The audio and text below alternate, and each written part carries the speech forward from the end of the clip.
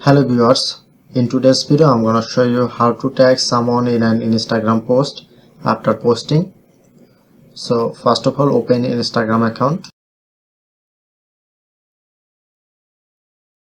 Look at the left side, tap on create, new post, select a post.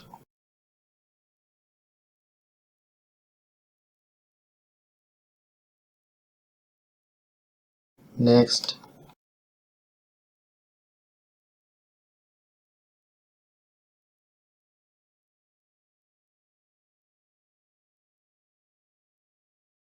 and click onto image, then showing to tag option.